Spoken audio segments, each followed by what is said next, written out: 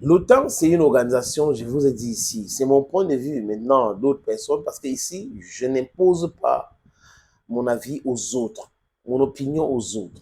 J'ai dit des choses comme je les pense et par rapport aux éléments que j'ai à ma disposition.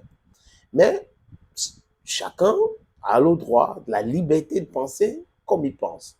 Mais est-ce que nos pensées hein, se dirigent vers le but que nous voulons? La libération de l'Afrique, la conscientisation de la jeunesse africaine, the reawakeness of the African youth. Si c'est le cas, c'est bien. Mais s'il y a des gens qui veulent distraire la jeunesse africaine, ici, ce n'est pas la plateforme pour cela. Non. Nous pouvons dire, on va aller là-bas. X dit, il faut passer à gauche. L'autre dit, il faut passer à droite. L'autre dit, il faut mienda. Il n'y a pas de problème. Là, le but, c'est de réussir à atteindre le point X du point Y. That is how we need to look at these things. Et la guerre en Ukraine a ouvert les yeux à beaucoup de personnes en Afrique aujourd'hui. Certaines personnes qui pensaient que les médias qui parlaient de la France, des Américains et tout ça exagéraient et autres parce qu'ils avaient une position prédominante des médias, ils disent oui, les Africains, vraiment, c'est qu'on a la Russie et ceci. Et tout le monde est entré là-dedans. On a compris aujourd'hui, les amis, que non. Non, c'est pas vrai. C'est faux et archi faux et que ce sont des manipulateurs. L'empire des mensonges, c'est ceux-là, les amis. Et le temps a été pour beaucoup dans notre retardement, je ne sais pas si tu veux dire ça, dans le retard, là, pour dire oui, dans le retard de l'émancipation de l'Afrique. Parce que quand Gaddafi avait acté certaines choses, le téléphone qui coûte moins cher aujourd'hui, c'est grâce à Gaddafi, ASCOM 2, ASCOM 1, ASCOM 2.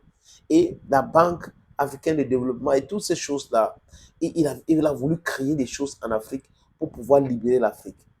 Et la Libye n'était pas au Fonds monétaire international, la Banque mondiale. Et Gaddafi était pour la création d'une monnaie africaine. Vous voyez un peu? Et les Occidentaux ont vu en cela un danger. L'unité de l'Afrique leur pose un problème. Mais les Africains devraient comprendre que si les Occidentaux sont contre notre unité, ça veut dire que c'est ça qui peut nous sauver. In unity, we can be stronger and we are going to be stronger. Donc, quand on assassine tel, Lumumba est parti parce qu'il avait voulu créer la confédération. Kwame Nkrumah est parti parce qu'il voulait l'unité de l'Afrique.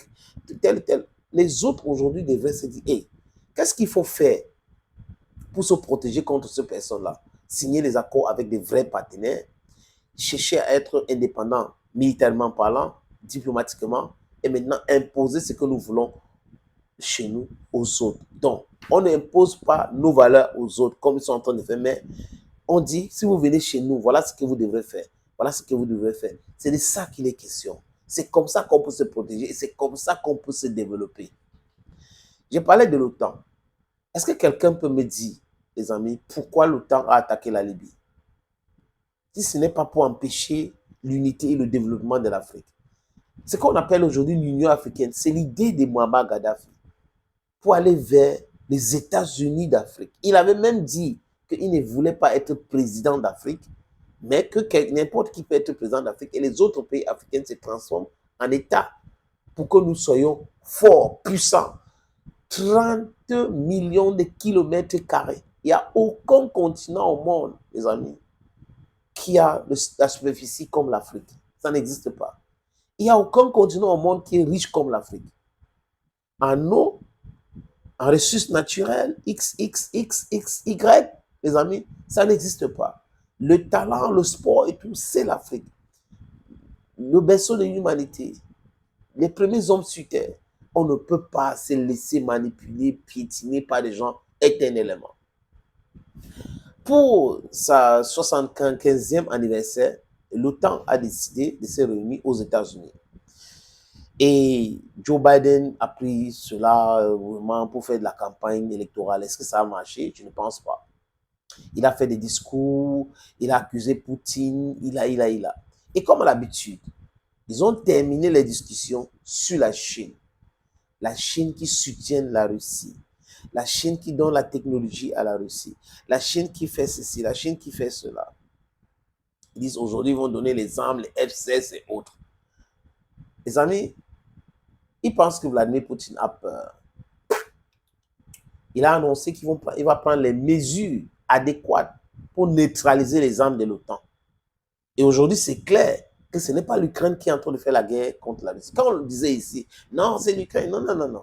L'OTAN est actif clairement pour faire la guerre contre la Russie. Mais seulement, quand vous regardez bien l'OTAN ne peut pas résister dans une vraie guerre avec la Russie.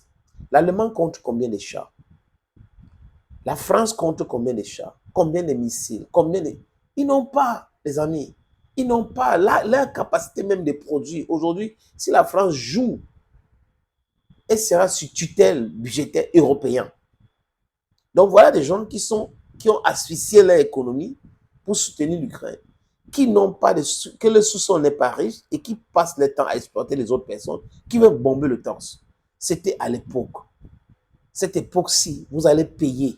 Cette époque-ci, vous allez délocaliser votre industrie pour venir transformer le matière première localement. Nous voulons aussi du travail. La Chine a réagi aussi, les amis. La Chine a demandé à l'OTAN d'être normal. Je ne veux pas utiliser les mêmes mots, les amis. Et que l'OTAN est en train de chercher un conflit. Vous savez, le fait qu'il y a des exercices conjoints entre la Chine et l'armée bélarusienne près de frontières polonaises, ça inquiète les OTANiennes. Mais quand les OTANiennes font la même chose chez les autres, c'est normal. Mais quand c'est les autres qui font ça, hey, pourquoi on doit faire ça aujourd'hui?